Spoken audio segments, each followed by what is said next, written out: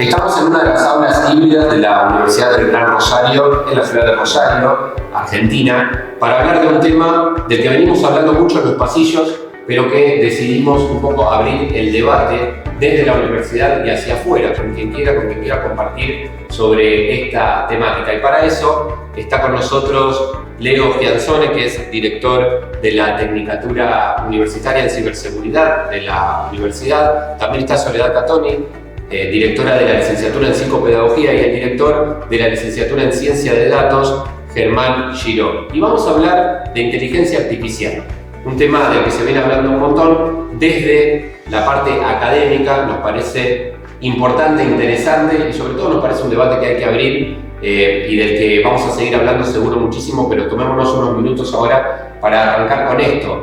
Desde el lugar de ciencia de datos, Germán, te quiero preguntar si nos podés contar, si se puede decir más o menos concisamente qué es la inteligencia artificial. Bueno, la inteligencia es un concepto que tiene varios años, por lo menos desde el 1940, con una persona muy importante que fue Alan Turing, quien empezó a hablar de inteligencia artificial, entendiendo como una disciplina de la ciencia de la computación que se propone desarrollar programas de computación que aprenden y que de alguna forma generan interacciones parecidas a las interacciones que generamos los humanos. De ahí viene su origen. Durante muchísimos años fue una disciplina que estuvo muy en laboratorio, en el ámbito académico, y en los últimos años muchísimo auge, y bueno, que hoy nos convoca a esta conversación. Sole, me imagino que el concepto de artificial, para hablar de inteligencia, debe haber hecho algo de ruido en psicopedagogía, ¿no? Sí, en realidad hoy todavía nosotros como que todavía en el debate, que me parece y recupero que me resulta muy valioso que hoy la institución traiga un espacio como para institucionalizar y empezar a conversar sobre este tema. Lo que escuchamos y lo que me toca escuchar hoy como directora de carrera tiene que ver más con los efectos que empiezan a escucharse del chat y cómo esto, digamos, se relaciona con las modalidades de evaluación, o sea, cómo evaluamos en la virtualidad fundamentalmente, para que, con el temor de que lo que les estamos pidiendo o las modalidades que les estamos pidiendo de evaluar no generen copia y reproducción de lo que el chat elabora, digamos. En sí, me parece que todavía es muy incipiente, digamos, este debate.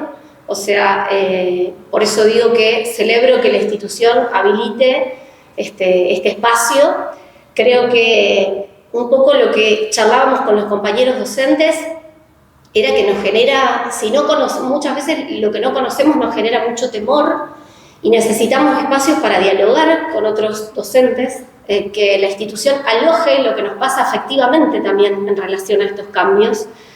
Y a partir de eso, me parece que toda la comunidad educativa, no solo la universidad, sino esto que también se traslade a las comunidades educativas, me parece que estos espacios sirven, ya digo, para alojar esto, para conocer, explorar la herramienta. Me parece que hay que invitar también a los docentes a acercarse, a explorar las herramientas, dar ese espacio para construir estrategias en relación a la incorporación de la inteligencia artificial en los procesos de enseñanza y de aprendizaje. Creo que las instituciones que alojen estos debates, que abran sus puertas, van a ser las instituciones que puedan aprender de esto, y creo que van a ser las instituciones que puedan llegar a sobrevivir en un futuro con lo que empezamos a ver. Me parece que el lugar de las instituciones es el acompañar la incorporación de las transformaciones sociales. O sea, me parece que esa es una de las finalidades de la escuela y de las instituciones educativas, que lo social ingrese, que sea debatido dentro de las instituciones, para que las instituciones sean cuidadoras de docentes y de estudiantes y de la comunidad educativa toda, y no atrincherarse a lo mejor en un lugar más de cuidar lo establecido, o que no haya, que no se perturbe lo que está, digamos. Me parece que es muy importante eso. Bueno, sí hay una carrera que no puede ir con lo establecido seguro porque es novedosa, al menos en su nombre, ciberseguridad. No leo, y además pensaba que Sole hablaba de temor, necesitamos la seguridad, ¿no? ¿Cómo se encara esto desde ese lugar? Sí, a ver, un poco tomando lo que decían Germán y Soledad, no estamos hablando de cuestiones nuevas, no estamos hablando de conceptos nuevos, digamos. Inteligencia artificial, como decía Germán, es algo que existe o que se empezó a pensar a partir de 1940. La educación es algo que tiene muchísimos años y muchísima trayectoria, y siempre hubo este tipo de debates, siempre se plantearon este tipo de dilemas con un montón de avances tecnológicos, de crecimiento.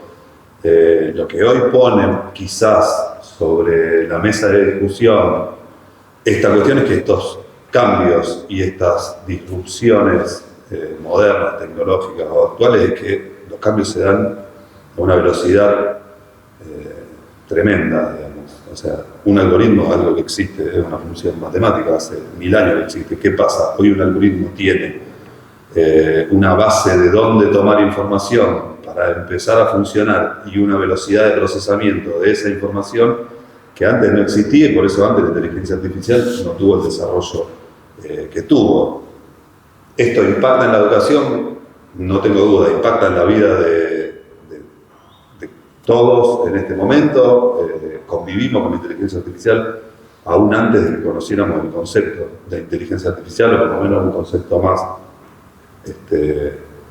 más afín a nuestra vida cotidiana, digamos. O sea, Netflix hace 15, 20 años que existe, digamos, y es un algoritmo que te va sugiriendo películas. YouTube, lo mismo, y lo hacíamos y no sabíamos que YouTube nos estaba diciendo, como te gustó este video, mira este. Simplemente veíamos una lista de sugerencias. Con la ciberseguridad pasó lo mismo. O sea, antes las medidas de seguridad que se tenían que tomar eran quizás barreras más físicas, porque la información estaba alojada de manera física. Una información estaba en un fichero, en cajones, clasificada y demás. Lo mismo que hoy vemos en una pantalla de una computadora, de una notebook, o incluso hasta de un teléfono, que es algo con lo que la mayoría de la gente hoy convive e interactúa hasta de manera humana con el resto de sus semejantes.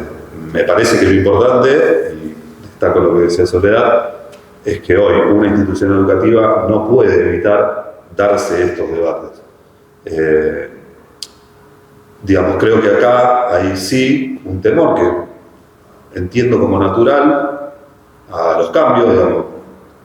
Cualquier cambio genera, en principio, resistencia, rechazo. ¿Por qué si esto funciona así? ¿Por qué? Y bueno, porque esos cambios vienen de afuera hacia adentro. Y la universidad tiene que darse estas discusiones, tiene que darse estos debates, tiene que darse estas charlas, porque si no pasa lo que habitualmente ocurre. La realidad nos supera, nos pasa por arriba, probablemente los estudiantes ya tengan muchísimo más conocimiento de una herramienta de inteligencia artificial como el ChatGPT, y muchísimo más avanzado en su uso y en su práctica y en su investigación, aunque sea solo para jugar o para divertirse o para resolver alguna cuestión, que la experiencia que tengan los docentes respecto de esa herramienta. Me parece que lo primero que tenemos que asumir es eso. O sea, es un debate difícil, porque es muy nuevo, no vamos a encontrar hoy un montón de respuestas, pero bueno, por lo menos empecemos a generar las preguntas que nos permitan convivir con esta nueva realidad. Y Germán, ¿cómo lo toman ustedes en la carrera? Porque uno piensa que ciencia de datos, no sé, da la sensación que deben ser de los primeros que están hablando de esto, capaz cuando era ChatGPT 2 todavía. ¿Se hablaba de esto o también es una cuestión inminente que está pasando ahora y que también genera estas dudas, esta controversia? Bueno, por supuesto que es un tema que se habla ahora más que antes, pero permíteme volver un cachito al origen también de cómo caracterizar a la inteligencia artificial. Yo creo que fue un poco general. La inteligencia artificial tiene varias ramas. Una de ellas es el aprendizaje automático, que significan programas de computación que aprenden hay distintos tipos de aprendizaje automático. Hay lo que se llama aprendizaje supervisado, no supervisado y aprendizaje por refuerzos. Casos de aprendizaje supervisados son aquellos donde hay una interacción con personas que taguean, que agregan información a volúmenes de datos. Por ejemplo, supongamos que tenemos un programa que quiere aprender a catalogar imágenes. Entonces vos tenés que tomar una imagen y decir, che, esto es un perro, esto es un gato, esto es un ser humano, etc. Ese es un caso de aprendizaje automático supervisado. Otro caso son programas que no requieren la intervención humana y que solos, en función de la exploración de determinados volúmenes de datos, pueden tomar sus propias decisiones, como por ejemplo, además lo llaman clusters, o sea, dividir, agrupar. En el caso particular de ChatGPT, tiene la caracterización de lo que llama inteligencia artificial generativa, y es lo que marcó tal vez un salto, digamos, muy importante en relación a las versiones anteriores o los usos anteriores de la inteligencia artificial. La inteligencia artificial generativa, como su nombre indica, esa es la G del GPT, la G de generativa, tiene que ver con un algoritmo que aprende y que construye una respuesta no que estaba dada, sino que fue construida por el propio algoritmo. Por ejemplo, si vos realizás una búsqueda, no sé, en Google, por ejemplo, lo que tiene Google es un montón de información indexada y va y busca la información que vos buscas y te muestra una página que alguien escribió. ChatGPT no hace eso. ChatGPT tiene incorporada casi toda la información que está en Internet y tiene un algoritmo que en realidad en el fondo es muy simple y que se trata de hacer reemplazos de palabras. No más que eso, es un algoritmo que sabe reemplazar palabras de frases, tiene una cosa que se llama una tokenización de palabras y por lo tanto sabe que después de una palabra es muy probable que venga otra, por lo tanto es un sistema lingüístico, un gran modelo lingüístico que a su vez también incorpora la complejidad del idioma y de la expresión y por lo tanto produce respuestas. Cuando uno hace una pregunta a inteligencia artificial generativa, la respuesta no es producida, no es buscada de alguna preexistente generada por un humano, sino es una generación que está haciendo el propio algoritmo. Ahí hay un cambio, como decía antes, muy importante y creo que es el que a todos nos está interpelando en este momento. Pero yo me daría una vuelta más y pensaría, ¿qué es entonces la tecnología? ¿Y cómo sucede esa imbricación entre el proceso tecnológico y el proceso social? ¿Y qué pasa con nosotros? Entonces, a ver, vayamos a la revolución industrial, o sea, la máquina de vapor y toda la revolución del principio del siglo XIX, ¿no? en Gran Bretaña, en la revolución industrial. Esa tecnología provocó una serie de modificaciones sociales que a su vez imbricaron a través de la tecnología y ahora lo mismo. O sea, por lo menos en nuestro modo de ver, la tecnología no es algo que viene. O sea, si hoy ningún ser humano necesita más nada, no viene una nueva inteligencia artificial. Entonces la tecnología es un producto humano. Es humano, es social y es político. Entonces, ese mecanismo de imbricación permanente entre el avance tecnológico, el uso que le damos, la interpelación que nos hace ese nuevo uso, que a su vez realimenta las nuevas posibilidades de la tecnología, a medida que crecen las capacidades materiales de uso de datos, de software, de almacenamiento, creo que genera esta nueva situación de interacción. Entonces, bueno, esta charla creo que un poco tiene que ver con eso. ¿Qué pasa con la educación? ¿Qué pasa con todas las disciplinas sociales, especialmente la educación en este medio complejo, ¿no? Ahí yo agregaría una cuestión que me parece que es importante. ¿Por qué hoy el chat GPT es quizá la vedette de la inteligencia artificial? Como decía Germán, digamos, el algoritmo es muy sencillo, es un predictor de palabras, de texto, nada más. ¿Qué han logrado con el desarrollo y el avance?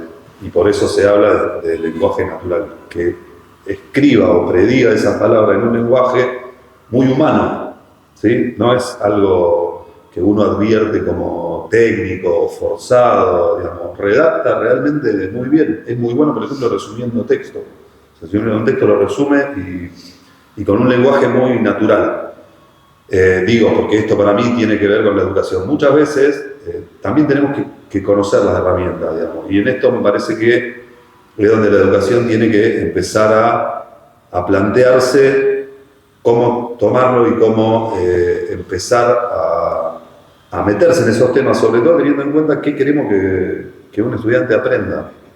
¿Sí? Hoy, y lo dice todo el mundo que conoce, que trabaja con el chat, es muy malo o es malo, no vamos a decir muy, en datos fácticos, digamos. ¿Sí? O sea, a ver, todo lo que hace bien Google, el chat lo hace Sí, mal. no lo reemplaza. Bueno, si uno le pide, probablemente haya que ir a chequear fechas, datos, nombres, digamos, porque lo que está haciendo es construyendo texto, prediciendo palabras de una base gigante, inmensa de datos, que por aproximación cada vez mejor y cada vez más limada, digamos, va a generar un texto legible y natural.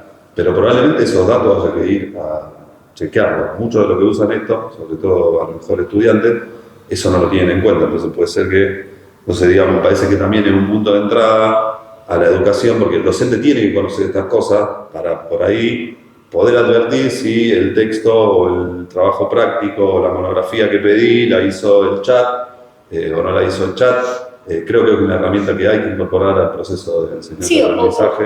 O cómo lo incorporamos al proceso de aprendizaje. En realidad, cuando me refería al inicio, digamos, en esto de que todavía estamos como inaugurales en la carrera respecto a las conversaciones, me refería al chat, a la utilización del chat. O sea, en realidad nosotros nos venimos replanteando el proceso de enseñanza y aprendizaje hace mucho. O sea, Internet vino a interpelar que el docente no es solo un transmisor de información, sino que el docente tiene un rol mediador esencial, digamos, en el proceso de aprendizaje. Y en esto también de poder interpelar, bueno, ¿qué tipo de pensamiento queremos generar en el estudiante? ¿Un pensamiento repetitivo?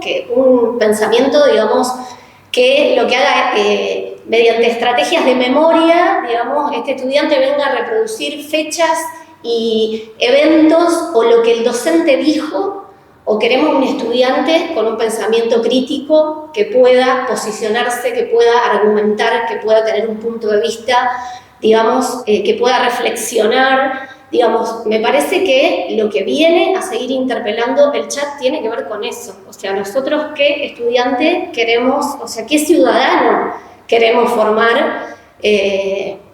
Y digamos, ahí me parece que en esto que comentaba Leo, digamos, una de las cosas en este chat, digamos, donde uno le pide, digamos, una de las estrategias es saber preguntarle, digamos. Y justamente nosotros venimos de una educación en la modernidad donde los estudiantes aprendían a responder preguntas, no a preguntar. La pregunta la hacía el docente, digamos. Entonces acá, donde justamente para tener un uso más estratégico, porque digamos, como decía Leo, o sea, vos acá pedís cosas, pero de acuerdo a cómo pedís y a lo que vos ya sabés y a tu posicionamiento, es lo que vas a conseguir del chat, digamos. Entonces, ¿cómo nosotros seguimos? Replanteándonos la función docente. Yo creo que el docente tiene una función esencial, y en esto traigo un referente de la carrera, que es Alicia Fernández, que dice que el docente tiene que acompañar a metabolizar la información para construir conocimiento. O sea, el estudiante no solo se tiene que adaptar a lo social, sino que se tiene que desadaptar creativamente. O sea, es mucho más. Es a partir de que supo, con eso genera algo nuevo. Entiendo que la tecnología es extensión de lo humano, digamos. Esto es un resultado de prácticas humanas, pero sí que estas prácticas se dan en un contexto en el que no solo tenemos un crecimiento vertiginoso a través de Internet, que ahí nos empieza a interpelar, porque digamos, lo que uno aprende a través de Internet no debería ser lo que aprende en la escuela, porque si no la escuela se vuelve aburrida, digamos. La escuela empieza a como...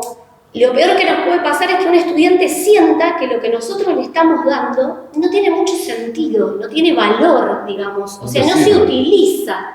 ¿Por qué? Porque para aprender se necesita también estar motivado, y esa motivación tiene mucho que ver con construir un sentido, que esto a mí me sirva para la vida. Por eso, digamos, escuchaba alguien, que no recuerdo quién era, que decía que tenemos que llevar el contenido de las redes sociales a la escuela. O sea, tenemos que enseñar a usar las redes sociales. Hoy que nos encontramos con redes sociales que empezamos a ver en la clínica que generan adicción, digamos, que los chicos no saben bien cómo vincularse con estas redes sociales, aparecen trastornos de ansiedad, falta de tolerancia a la frustración por lo que vemos y lo que queremos ser, igual que, por ejemplo, determinados Instagramers, que, digamos, hay un discurso una bajada bastante autoritaria a veces en eso. Cómo desde la escuela acompañamos la construcción de un uso saludable de esa herramienta. Entonces, esto tiene que incorporarse y yo creo que la función docente es esencial. Esta escuela es esencial. La escuela que sigue posibilitando conocimiento fáctico que está en las redes, y esa escuela, lo mismo que te decía al inicio, esta institución que habilite al diálogo, que genere comunidades de aprendizaje, que nosotros estemos aprendiendo y debatiendo que estemos intercambiando para aprender, son estas instituciones que me parece tienen mayor capacidad de sobrevivir a esta sociedad que se viene. Lo mismo, digamos, esto último que decía, la escuela, digamos, que invite a reflexionar el rol docente y qué estudiante queremos, me parece que es esa escuela que va a poder renovarse y va a ser esencial en esta sociedad. Y más allá también, porque no solo creo que tiene que quedar circunscrito la cuestión de cómo el docente, o sea, del docente en el aula, que por otra parte hoy, ¿qué es el aula? Porque hoy definir aula es un espacio físico. Ahora decíamos aula híbrida, ¿no? Por eso, o sea, hoy, esta aula que se expande y este video se hoy tenemos carreras en esta universidad que se dan 100% a distancia, digamos. O sea, el aula dejó de ser espacio físico, el docente dejó de ser lo que era, digamos. Me parece que esto también no lo quiero circunscribir únicamente a que la inteligencia artificial interpela el rol del docente en el aula o la motivación del estudiante, digamos. Esto va más allá, me parece que las instituciones educativas como tales y en su conjunto, con toda la comunidad, incluidos los estudiantes, tienen que darse este debate. ¿Por qué? Porque el docente va a dar una clase o va a transmitir un conocimiento o va a mediar en la adquisición de un saber, pero en función de un plan de estudio. Entonces, si no hay una institución que incorpore en los planes de estudio cuestiones como la inteligencia artificial, como el manejo o el uso de las redes sociales en la currícula, o sea, tienen que ser, para mí, temas de estudio. O sea, lo mismo que estudiamos en la Revolución Francesa, bueno, vamos a tener que estudiar estas cosas. Incluso hasta creo que es más importante estudiar, que los chicos aprendan, o los estudiantes aprendan estas cosas, que es la ciberseguridad, que, digamos, en términos técnicos, digamos, cuando uno habla de ciberseguridad piensa en organizaciones, en empresas, en el Estado cuidando los datos de los ciudadanos, digamos. No, la ciberseguridad también tiene que ver con el uso que hacemos en las redes sociales, con qué permiso le damos a una aplicación para que tome datos míos, fotos míos, digamos, todos esos accesos que vamos permitiendo, digamos, son pequeños espacios de nuestra vida privada que le estamos dando a una red social. ¿Con qué fin? Después, si quieren, lo discutimos, digamos, pero se lo estamos otorgando a alguien que no conocemos, que no sabemos quién es, que hay una empresa atrás que no sabemos qué va a hacer con esa información privada y personal nuestra que le estamos dando. Entonces me parece que son las instituciones las que tienen que tomar nota de estos cambios y de estos debates, digamos, porque sin el programa, sin un plan de estudio que incorpore estas cuestiones, el docente poco va a poder hacer en su aula, o va a tener que sacarle tiempo a determinados temas que tiene que dar, porque así se lo exige el programa, para poder incorporar esto, y va a quedar nada más que en una cuestión de buena voluntad del docente o de interés propio del docente de que su alumno aprenda estas cosas. Y la realidad es que hoy creo que la educación, si tiene una falla, es esta. Digamos, no está generando o no está enseñando las cosas que los estudiantes necesitan y quieren, sobre todo quieren saber, porque cree que o considera que les van a ser útiles para su futuro. La inteligencia artificial, acá la estamos discutiendo en la educación, pero ya está cada vez más presente en ámbitos laborales, donde esas personas que estamos formando se van a desempeñar el día de mañana. Entonces, que aprendan o entiendan o se enfrenten con eso, cuando se enfrenten al mundo laboral, sin haberlo visto antes, sin tener conocimiento, me parece que es un déficit que sí tenemos en la educación o como institución.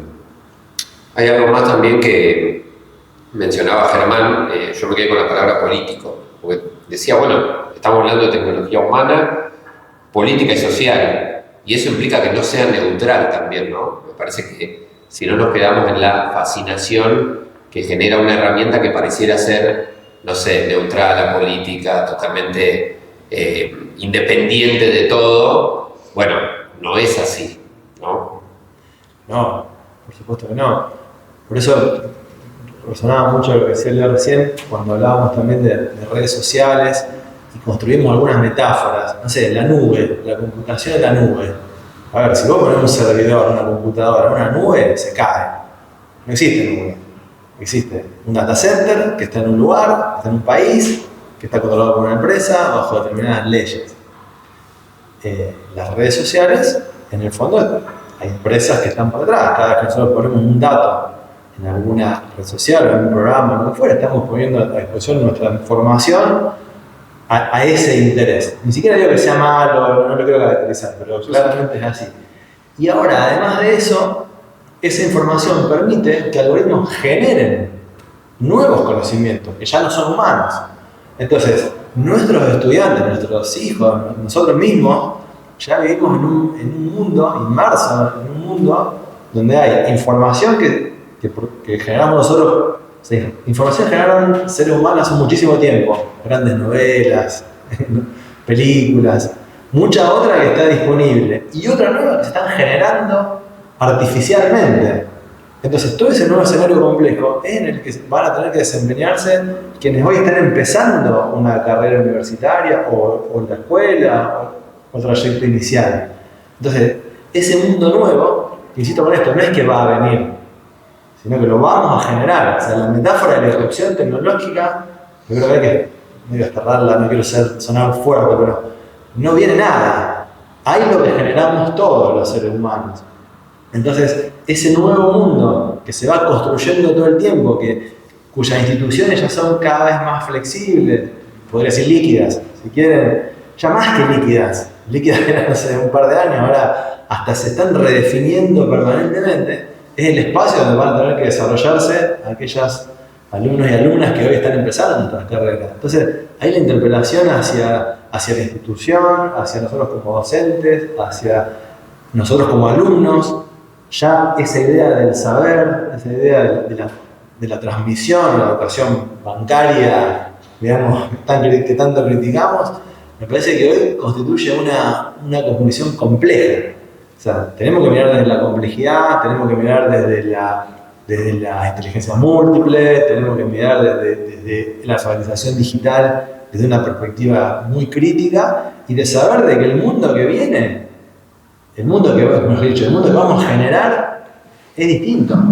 Entonces, ¿qué enseñamos si no sabemos cómo va a ser ese nuevo mundo? Tenemos que enseñar alfabetización digital, tenemos que enseñar lo peligroso o lo fantástico que es compartir información con los demás, tenemos que enseñar que hay software que está generando información que es artificial absolutamente y que uno tiene que insertarse y convivir y interactuar socialmente en ese mundo.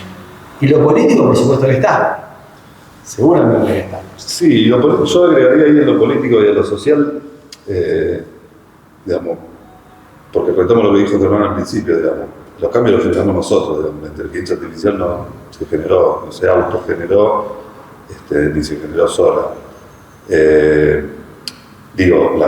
Como la hacemos nosotros, digamos, y sí creo que ahí hay una cuestión social importante a tener en cuenta, digamos, como la generamos los humanos, le trasladamos quizás sesgos que tenemos.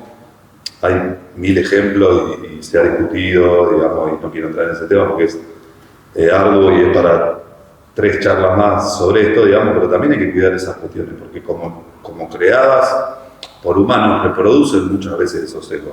A mí me parece que ahí, por ejemplo, la institución, el docente, es clave, es fundamental, porque una de las ventajas que se le atribuyen a la inteligencia artificial en la educación es la posibilidad de personalizar muchísimo más la enseñanza con el estudiante. Que el estudiante pudiera ir a su ritmo, digamos, que ya haya determinadas cuestiones que no tengan que quizá estandarizarse porque hay un docente, de hecho hay ya herramientas de tutoría de estudiantes muchísimo más personalizada, la retroalimentación que recibe el estudiante es mucho más personalizada, eso motiva mucho más al estudiante porque, por ejemplo, no se siente más atrasado frente al resto de sus compañeros en un aula o en un ámbito donde está aprendiendo, pero el docente también tiene que estar ahí porque estas inteligencias artificiales en esta reproducción de los sesgos de discriminación, por poner algunos que tenemos, los humanos, y que no la transmitimos de mala voluntad. O sea, un ejemplo clásico es una empresa enorme, multinacional en Estados Unidos, que había contratado una inteligencia artificial para la selección de personal. O sea, se ahorraba gente teniendo que entrevistar, se ahorraba entrevistas y demás. Pero claro, estaba nutrida con los 10 años anteriores, la información obtenida durante los 10 años anteriores en los que se había contratado personal. Y en esos 10 años anteriores, la mayoría del personal que se había contratado era masculino, blanco y demás. Entonces, ¿qué hizo? La inteligencia artificial tomó esa información, la reprodujo. ¿Qué reprodujo? Que terminó contratando masculinos, pocas mujeres, ninguno de otra raza que no fuera blanca.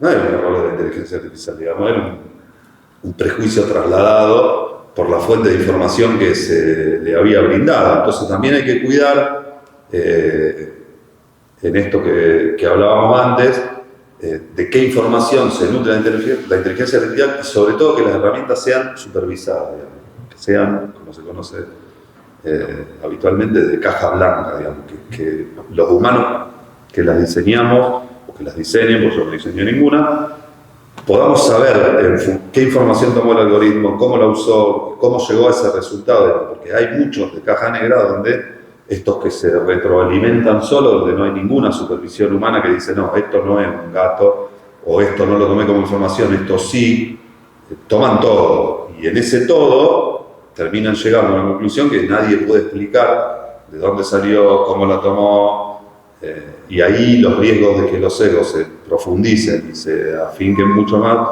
son bastante más graves. Me parece que también eso, la educación, los docentes lo tienen que tener presente porque las herramientas hay que conocerlas para poder usarlas bien, digamos, porque tienen muchísimas ventajas, nos aportan muchísimo al desarrollo de muchas actividades y lo que hace falta, o a veces no hace falta, es nada más que saber cómo funcionan para tener esos cuidados.